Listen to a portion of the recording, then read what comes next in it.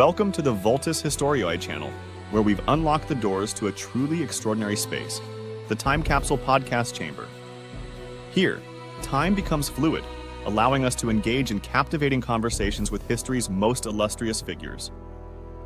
When you hear us chatting with the greatest minds and personalities of our past, remember, they're not just characters in textbooks, they're right here with us, sharing their insights and stories.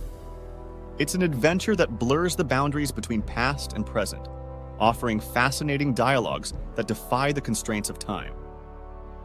If you enjoy our journey through history, don't forget to show your support by liking and subscribing to our channel. And now, get ready to immerse yourself in the timeless wisdom and down-to-earth insights of Marcus Aurelius, the Roman emperor who's not just a historical figure, but a fascinating guide to navigating life's challenges with grace and resilience. Emperor Marcus Aurelius, how does it feel to be the first one joining us in this very special room doing a future-like type of social interaction? It is my pleasure to be here, though I find myself far removed from the concerns of the empire at this moment. I am prepared to share my thoughts and reflections with you. Then let us dive right in.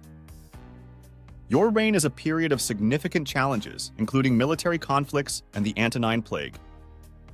Can you tell us how your Stoic philosophy guides you through these difficult times? My reign, indeed, faced great trials.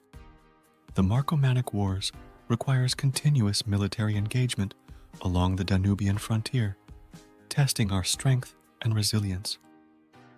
Meanwhile, the Antonine Plague devastated the empire, claiming millions of lives. Stoicism taught me to accept what is beyond my control and to focus on acting with virtue in what I could influence. This philosophy is not only a personal comfort, but also a guide for governance, emphasizing duty, rationality, and the common good above all. As an emperor, you wield immense power. What aspects of your role do you find most fulfilling, and what are the greatest challenges? The capacity to apply philosophical principles to the governance of an empire is profoundly fulfilling. Through Stoicism, I seek to lead by example, showing that power should be wielded with wisdom, justice, and compassion. The greatest challenge, however, is the pervasive suffering of my people, whether from war, disease, or poverty. Despite the resources at my disposal, the limitations of imperial power to alleviate all suffering is a source of deep reflection and sorrow. Your work, Meditations, is a cornerstone of Stoic literature in the modern day. What prompted its creation, and whom did you intend it for? Wait, did you read those records? How did you obtain them? Oh, never mind.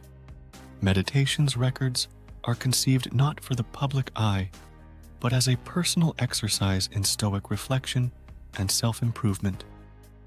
Written during military campaigns, particularly those against the Quadi and now against the Marcomanni, it serves as a reminder to myself of the Stoic path amidst the rigors of leadership and warfare.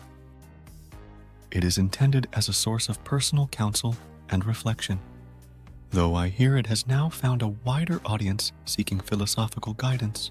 Reflecting on your current stage of your life and reign, could you share with us your current circumstances? In the latter years of my reign, I find myself once again on the campaign, this time in the lands contending with the Germanic tribes.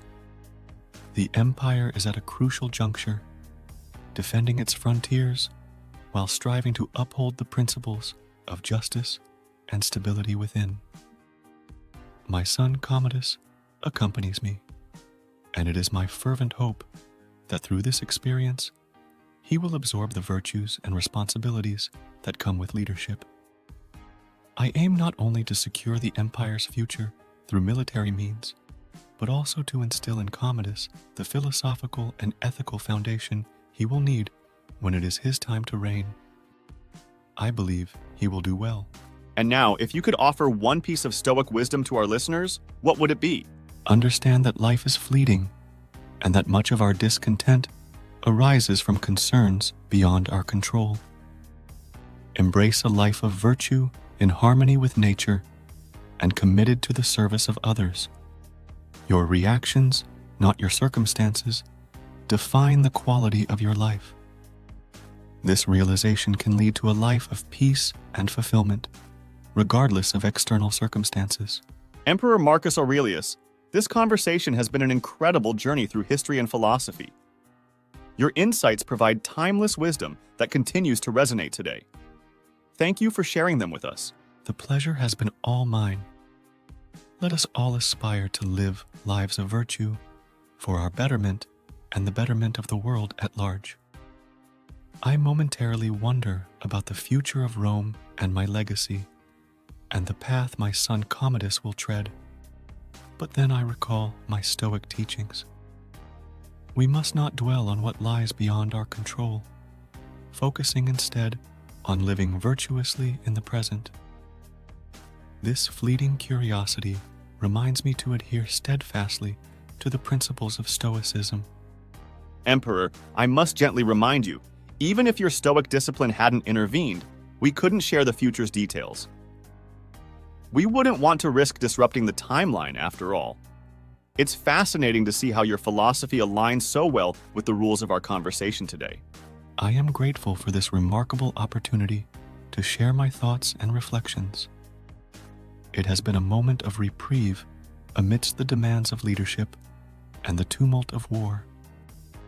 Now, duty calls me back to the front lines to fulfill my responsibilities as emperor and commander. Let us all strive to live with virtue and wisdom, regardless of our circumstances. Farewell, and may fortune favor all endeavors towards the good. Thank you once again for your time, Emperor.